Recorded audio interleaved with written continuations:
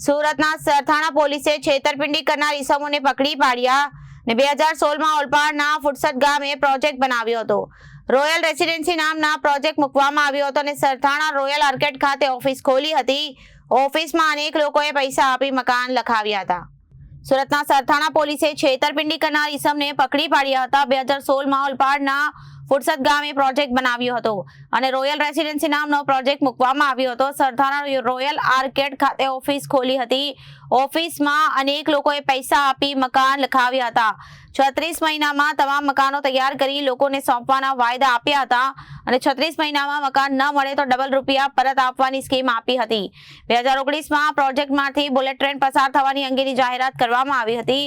Bullet train માટે જમીન સંપાદન બાબતે સરકાર તરફથી 3.5 કરોડ બિલ્ડરને મળ્યા હતા।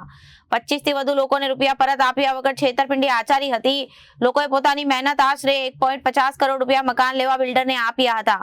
બિલ્ડર દ્વારા રૂપિયા પરત આપવા બાબતે ગલ્લાતલ્લા કરવામાં આવ્યા હતા। આખરે ભોગ બનનાર લોકોએ સરથાણા પોલીસમાં ફરિયાદ આપી। સરથાણા પોલીસે 4 ઈસમો વિરુદ્ધ ગુનો નોંધ્યો અને સરથાણા પોલીસે 2 આરોપીને ધરપકડ કરી। એક આરોપીને વોન્ટેડ જાહેર કર્યો અને એક આરોપી મૃત્યુ પામ્યો છે। Reporter Arvind Rathod, Janadesh news, Surat.